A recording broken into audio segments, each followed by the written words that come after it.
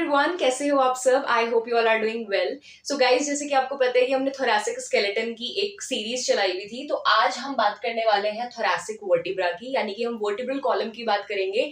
But उसमें भी हम थोरैसिक वर्टिब्रा की बात करेंगे, क्योंकि जो रिब्स हैं, रिब्स पीछे जाकर के वर्टिब्रल कॉलम से जुड़ी है। लेकिन कौन सी वर्टिब्रल कॉलम से? थोरैसिक वर्टिब्रल कॉलम से। ऊपर सर्वाइकल से नहीं जुड़ी है, नीचे लंबर, सेक्रम, कॉक्सिक किसी से नहीं जुड़ी है।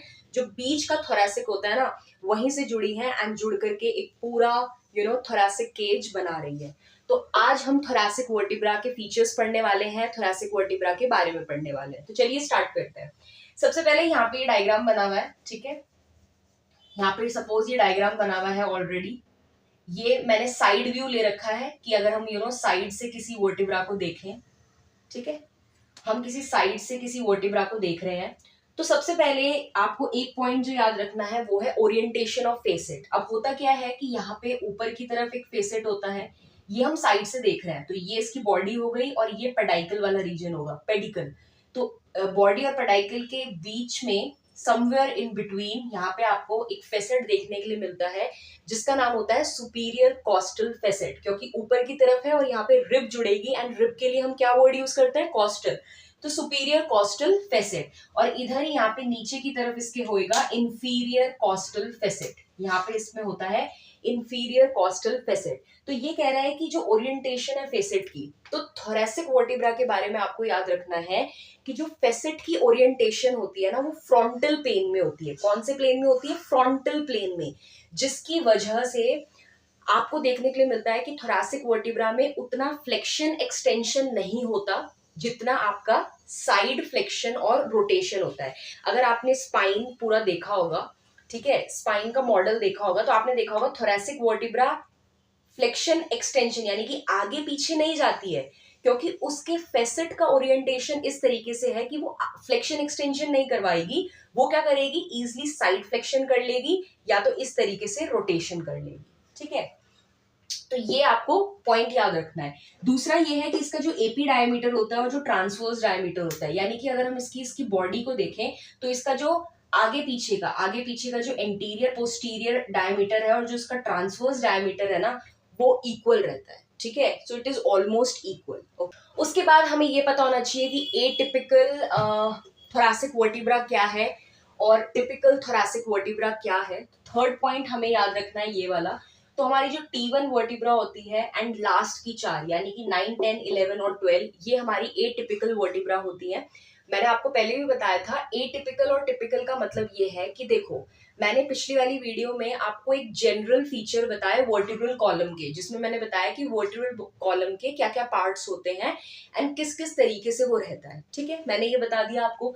अब वो सब टिपिकल में आ गए। टिपिकल का मतलब कि ऑलमोस्ट वो सेम है। अब इसमें आप T2 से लेकर के T8 तक है, इसमें आप T4 को उठा लो या T8 को उठा लो, मतलब T2 से लेकर के T8 में आप कुछ भी उठा लो, वो टिपिकल कहलाएंगे। क्यों? क्योंकि दे आर ऑलमोस्ट सेम। अगर आप एक को भी पढ़ोगे, तो अगर आपने T2 को भी पढ़ लिया या अगर आपने T6 को भी पढ़ लिया, तो यानी कि आपने सबको पढ़ लिया। Almost they are same, that's why they are known as typical. लेकिन एटिपिकल का मतलब ये है कि इनमें कुछ ना कुछ डिफरेंसेस होंगे, कुछ ना कुछ ऐसी चीजें होंगी जो इनको एक दूसरे से अलग बनाती होंगी। तो ऐसी कौन कौन सी थोरैसिक वर्टिब्रा है जो एक दूसरे से कुछ ना कुछ चीजों में अंतर रखती हैं, अलग है?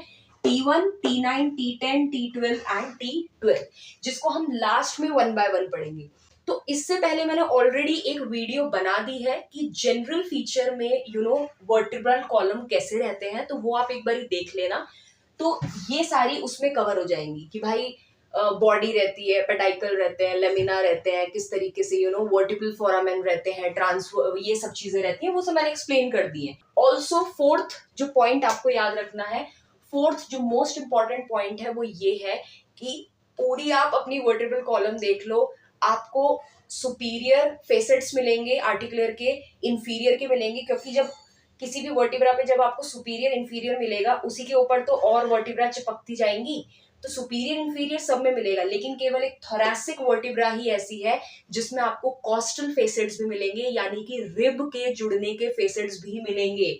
क्यों मिलेंगे? क्योंकि रिब थोरेसिक वर्टिब्रा में ही जुड़ती है, वो लंबर, सर्वाइकल, सेक्रम किसी में नहीं जुड़ती। तो फेसेट जुड़ने के लिए वही होंगे ना जहाँ पे कोई चीज को जुड़ना होगा। तो हमें पता है कि पीछे रीढ़ की हड्डी में थोरेसिक वर्टिब्रा में ही आपके रिब्स आकर के जुड़ती है, तो वहीं पे तो कॉस्टल फेसेट होंगे। कॉस्टल यानी कि रिब्स के लिए हम वर्ड यूज कर रहे हैं, तो वहीं पे कॉस्टल फेसेट होंगे।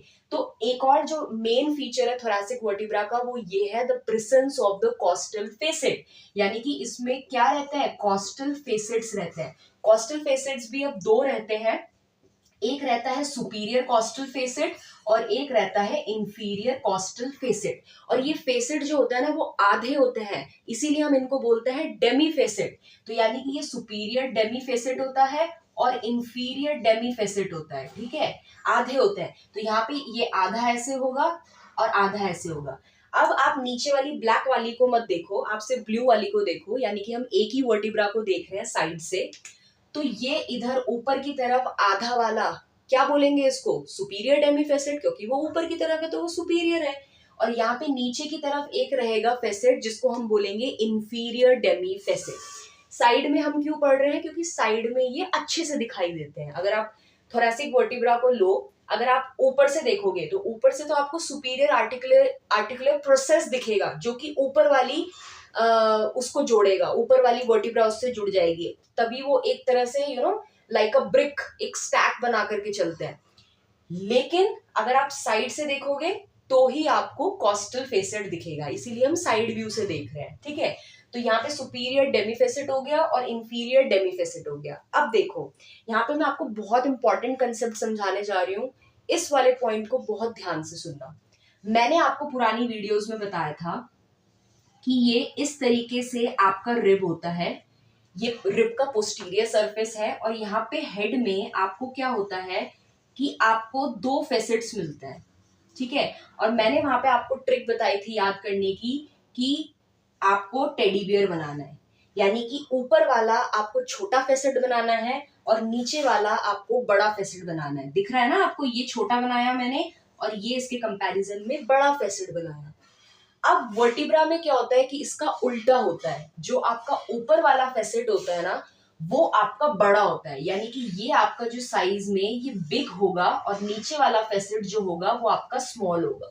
ऐसा क्यों, मैं आपको बताती हूँ। सपोज आपकी वर्टिब्रा इधर पीछे है, ठीक है, और रिब आपकी ऐसे पीछे से आकर के इसमें जुड़ रही है, तो होता क्या है कि अब इस रिब में तो यहाँ पे छोटा है, ऊपर नीचे बड़ा है, यानी कि टेडी बियर बन रहा है।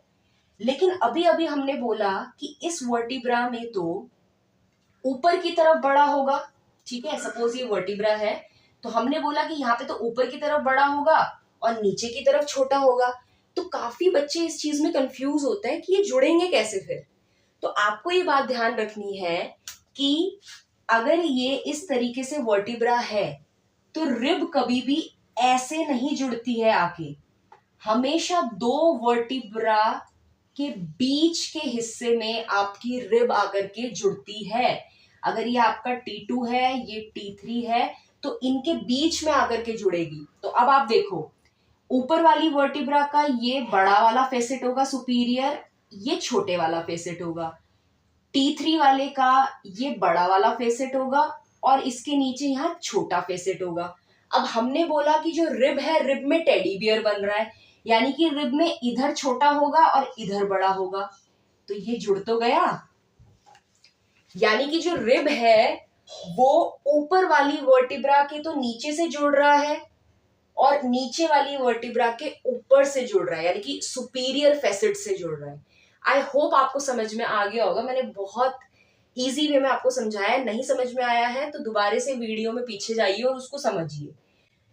दो अगर हमारी वर्टिब्रा है तो दो वर्टिब्रा के, ऐसा नहीं है कि ये वर्टिब्रा है तो यहाँ रिब जुड़ गई, ये वर्टिब्रा है तो यहाँ रिब जुड़ गई, नहीं, दो वर्टिब्रा के बीच में ऐसे रिब जुड़ती है, ठीक है। इस तरीके से रिब जुड़ती है कि आधा उसका ऊपर का पार्ट रहता है और आधा उसका नीचे वाली वर्टिब्रा का पार्ट रहता है, तभी तो उसमें डेमी फेसेट्स हैं, आधे आधे, पूरे पूरे नहीं है जुड़ने के लिए, तभी डेमी फेसेट्स हैं। तो ये इस तरीके से जुड़ गई, ठीक है। यानी कि अगर हमारी ये एक वर्टिब्रा है T2 और अगर हमारी एक ये वर्टिब्रा है T3 और इस तरीके से बीच में आकर के हमारी जुड़ रही है रिब पीछे। हमें पता है इधर छोटा रहता है, इधर बड़ा रहता है, क्योंकि रिब में हमने पढ़ा है टेडी बियर वाला कंसेप्ट। और T2 का हमने पढ़ा है कि ऊपर बड़ा रहेगा, नीचे छोटा रहेगा। फिर T3 में देखो, ऊपर तो ये वाला पोर्शन है इसका, तो ये बड़ा है और ये इसका छोटा है, तो ये छोटे से छोटा और बड़े से बड़ा मिल तो गया, तो हो तो जाएगा। समझ में आया? तो हमने इसमें ये देखा कि हमारी जो सुपीरियर आर्टिकुलेटिंग फेसेट्स है ना, जो जिसके वो सुपीरियर आर्टिकुलेटिंग फेसेट से जुड़ेगा वो ही उसी नंबर की वो रिब होगी। तो यहाँ पे T2 के तो वो छोटे से जुड़ रहा है और T3 के बड़े से जुड़ रहा है, तो हमने बोला कि बड़े वाले की करस्पॉन्डिंग रिब होती है, यानी कि सेम रिब होती है। तो यानी कि ये कौन सी रिब है? ये रिब नंबर 3 है। ठीक है, तो ये आपको याद रखना है कि जो सुपीरियर आर्टिकुलेटिंग फेसेट है किसी भी थोरैसिक वर्टिब्रा का, वो उसी के करस्पॉन्डिंग रिब्स के साथ जुड़ेगा, लेकिन जो उसका इंफीरियर वाला आर्टिकुलेटिंग सरफेस होगा, छोटे वाला आर्टिकुलेटिंग सरफेस होगा, वो उस वर्टिब्रा के एक बिलो, यानी कि अगर ये T3 है तो एक बिलो यानी कि T2। तो इसमें भी कंफ्यूज नहीं होना कि भाई ये तो ऊपर जुड़ रहा है तो बिलो कैसे होगा, T3 से तो छोटा ही है T2, है ना, तो वो बिलो ही माना जाएगा उसको। ठीक है, आई होप ये कंसेप्ट समझ में आ गया होगा। तो इसके बाद हमने ये भी देखा था रिब वाले सेक्शन में कि ठीक है, रिब का जो हेड है वो तो इस तरीके से आकर के जुड़ गया और यहाँ पे ज्वाइंट बना दे रहा है। और कैसा ज्वाइंट बना रहा है? ये रिब के लिए हम वर्ड यूज करते हैं कॉस्टो, एंड ये है वर्टिब्रा, तो कॉस्टो वर्टिब्रल ज्वाइंट बना रहा है। ये सब मैंने आपकी रिब वाली जो है ना वीडियो, उसमें सब कवर किया है। मैं ये नहीं कह रही हूँ कि आप ये मत सुनिए, किसी को अगर वो ऑलरेडी आता है तो वो इसको समझ सकता है, लेकिन अगर आपको ये वीडियो नहीं समझ में आ रही है ना, तो आपको पहले वो वाली वीडियो देखनी चाहिए। एक एनाटॉमी इंपॉर्टेंट टॉपिक करके प्लेलिस्ट है, तो पहले लाइन वाइज लाइन आप देख के आइए, तो आपको ये ज्यादा अच्छे से समझ में आएगा। तो हेड की मैंने बात कर ली। फिर रिब वाले में मैंने आपको बताया था कि रिब में एक ट्यूबरकल भी होता है जिसका आर्टिकुलेटिंग सरफेस भी वर्टिब्रा से जुड़ता है। वर्टिब्रा के किस पार्ट से? ट्रांसवर्स प्रोसेस से। यानी कि हेड वाला हमने बता दिया कैसे जुड़ रहा है। अब होता क्या है कि एक इसके ट्रांसवर्स प्रोसेस से भी जुड़ता है। अगर इस तरीके से मैं वर्टिब्रा का सुपीरियर व्यू बनाऊं, ठीक है, अगर मैं इस तरीके से सुपीरियर व्यू बनाऊं, हमें पता है कि ये जो साइड में लेटरली है ये ट्रांसवर्स प्रोसेस है, ये भी ट्रांसवर्स प्रोसेस है। तो हमारी क्या होता है कि जब इस तरीके से रिब आगे से आती है, ठीक है, पीछे की तरफ आती है, तो ये इस तरीके से जुड़ती है। तो इसका ये जो ये वाला है, ये तो मैंने बता दिया कि कैसे यहाँ साइड में जुड़ रहा है, लेकिन इसका ये जो ट्यूबरकल है, ये ट्यूबरकल भी वर्टिब्रा की इस ट्रांसवर्स प्रोसेस के साथ ज्वाइंट बनाता है। अब ये रिब का, ये जो ट्यूबरकल है तो रिब का ना, तो हम यहाँ पे क्या वर्ड यूज करेंगे? कॉस्टो। और ये जो है ये ट्रांसवर्स प्रोसेस है, इसीलिए इस ज्वाइंट का नाम होता है कॉस्टो ट्रांसवर्स ज्वाइंट। ठीक है, कॉस्टो ट्रांसवर्स ज्वाइंट। कितना इजी है। ठीक है, रिब में मैंने आपको बताया था 2 जगह से वो वर्टिब्रा से जुड़ेगा। अब वर्टिब्रा में मैं आपको बता रही हूँ कि 2 जगह से वो रिब से जुड़ेगा, एक ही तो बात है। तो जैसे मैंने आपको वहां पे भी बताया था कि अब यहाँ पे ज्वाइंट बन गया तो बहुत सारे यहाँ पे लिगामेंट्स होंगे। ठीक है, तो ऊपर की तरफ होगा तो सुपीरियर कॉस्टो ट्रांसवर्स लिगामेंट, नीचे की तरफ होगा तो इंफीरियर कॉस्टो ट्रांसवर्स लिगामेंट। ठीक है ना, इसके इधर लैटरली होता है तो lateral costotransverse ligament. Attachments की अगर मैं बात करूं तो बेसिक है कि कोई भी बॉडी के सामने से आपका एंटीरियर लॉन्जिट्यूडनल लिगामेंट जाएगा, बॉडी के पीछे से आपका पोस्टीरियर लॉन्जिट्यूडनल लिगामेंट जाएगा, यहाँ पे आपका इधर की तरफ रेडिएट लिगामेंट होता है। ये ऑलरेडी मैंने आपको रिब वाली चीज में सब कुछ बता रखा है। फिर इस वाले में यहाँ पे आपके superior inferior lateral costotransverse ligament होते हैं। ठीक है, इसी तरीके से जो लैमिना होगा वहां पे लिगामेंटम फ्लेवम होगा। उसके बाद जो आपकी स्पाइनस प्रोसेस होती है, ये जो पीछे की है, तो ये स्पाइनस प्रोसेस के ऊपर सुप्रा स्पाइनस लिगामेंट्स होंगे, जो बेसिक लिगामेंट्स हैं। ठीक है ना, इंटर स्पाइनस लिगामेंट होंगे, स्पाइनस स्पाइनस प्रोसेस के बीच में आपके इधर इंटर स्पाइनस लिगामेंट्स होंगे। तो ये सब मतलब इसके क्या हो गए? अटैचमेंट्स। ओके गाइस, तो अब हम एटिपिकल जो हमारी वर्टिब्रास हैं, यानी कि कैसे कैसे वो डिफरेंट है, क्या क्या फीचर्स उनको अलग बनाते हैं, वो हम देखते हैं। तो सबसे पहले हम बात करेंगे T1 वर्टिब्रा की। तो हम साइड से इसको देख रहे हैं। तो T1 थोरैसिक वर्टिब्रा को अगर हम देखते हैं तो यूजुअली अभी हमने पीछे क्या पढ़ा कि सुपीरियर इंफीरियर डेमी फेसेट्स होते हैं, यानी कि आधे फेसेट्स होते हैं। T1 में क्या होता है कि इसमें इंफीरियर वाला तो आप देख सकते हो डेमी फेसेट है, लेकिन ऊपर वाला डेमी फेसेट नहीं होता, वो फुल फेसेट होता है। तो तो ये जो बॉडी होती है सर्वाइकल टाइप से थोड़ा बहुत रिजेंबल करती है।